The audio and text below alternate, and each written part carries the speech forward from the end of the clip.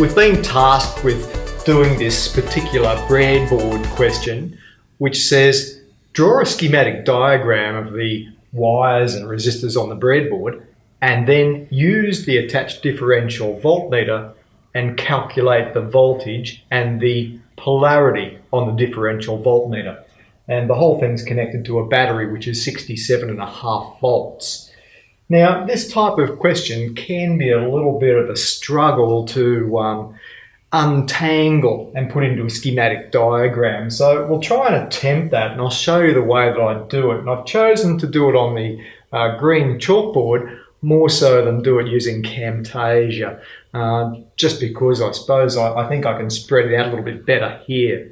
So let's see how we go. I start off, now it's imperative, I suppose I should say, to try and use a colour diagram for this, because a black and white diagram, you can get just so muddled up, because I think up here in our noodle, we're sort of thinking, that end of that 1.8k resistor is connected to like a yellow wire or something, and you can make little annotations on your diagram. Whereas if it's in black and white or grayscale and you can't see the colours, it's just going to make it that much harder to do.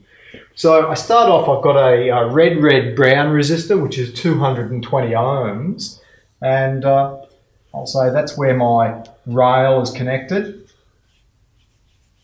220, red-brown, 220 ohms, and the end of that resistor, the other end, is connected to a green wire I can see, but I'm not going to ignore that for the time being. It's connected more so to a 1.8k resistor.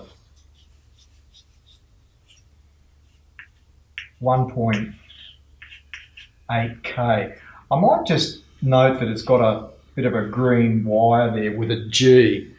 And the other end of the 1.8k is connected to a 910 ohm resistor. 910, the lovely squeak of the chalk on the board. And the other end of that 910 ohm resistor goes through a pink wire and up to a 270 ohm.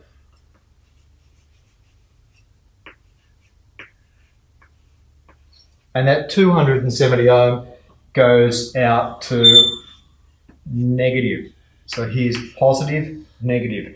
So I'm going to do a count of the resistors at this stage and just see how I'm going. I've got 1, 2, 3, 4, 5, 6, 7, 8, 9 resistors. So I have to account for 9 resistors in my final schematic diagram. I've only got 1, 2, 3, 4, so I'm deficit a few resistors at this point in time. I'll come back to the junction between the 220 and the 1.8k. That's here, and it shows that there's a green wire coming down and picking up the end of the 330 ohm resistor.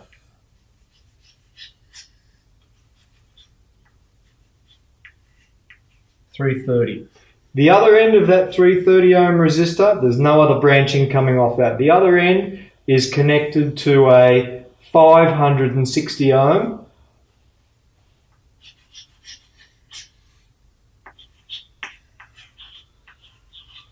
.560, and that 560 comes up and joins the bottom of the 1.8k.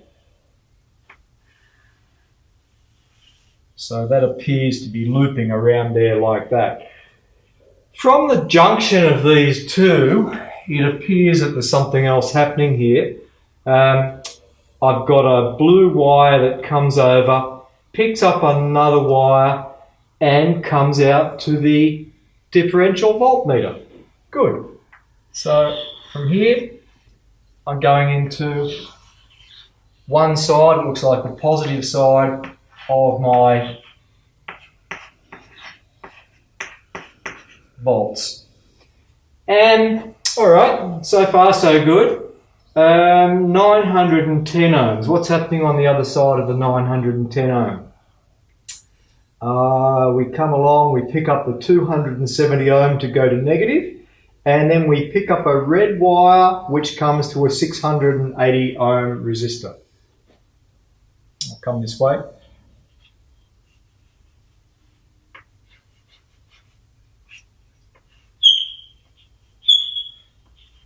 680. Oh, I've forgotten what it's like to use a chalkboard. It's been years since I used one of these, but I do enjoy it, and I love the contrast that we can get with the chalkboard. 680 ohms, that's this one here, and the other end of that goes to a 270 ohm broken chalk.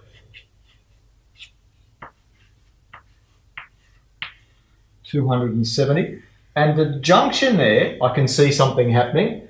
The junction there, I have a blue wire coming up to the differential voltmeter.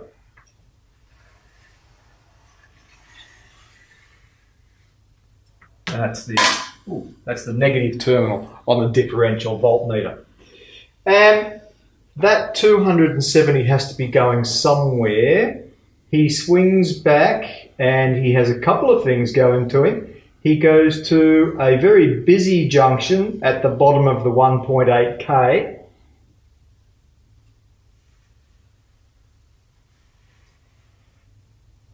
There.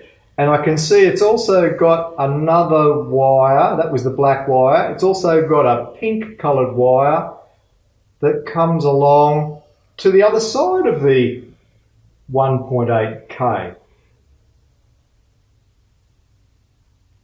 Could that be right? Oh, if that's the case, we've got a short circuit on our diagram. No, that's not correct. It picks up a pink wire which comes along, and see how easy it is there. I was out by 3 holes. I went across too far, so you've got to be very careful to keep your eye on each column. So it picks up this 910 ohm resistor, doesn't go anywhere else. Just again, we're coming off the top of the 270, bottom of the 1800, picks up a 910.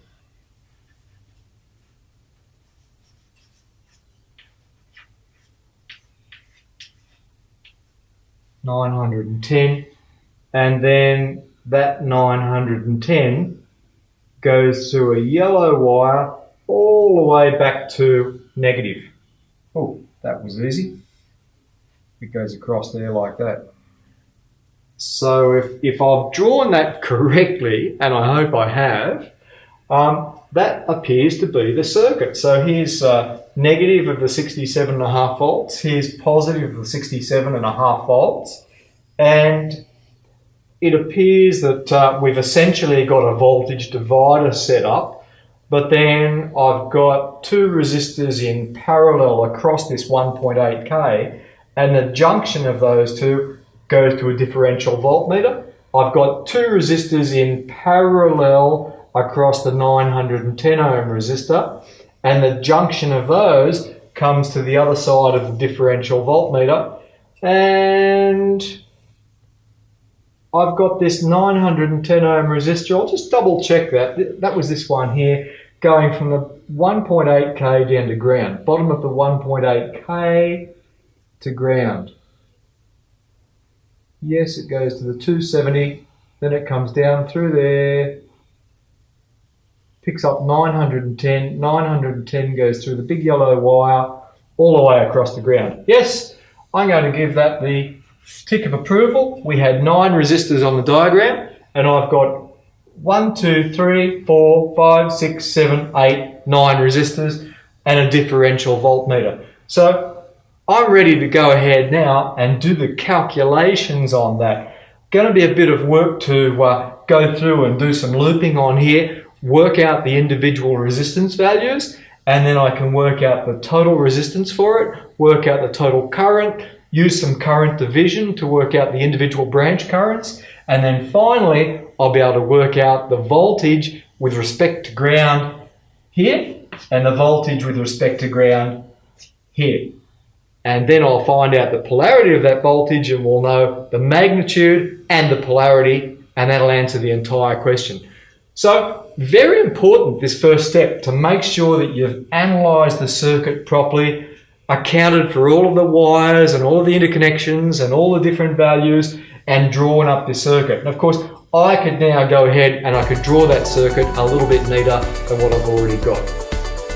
This has been Greg Moore for TAFE New South Wales, introducing the solution for this homework assignment question. Hope that helps.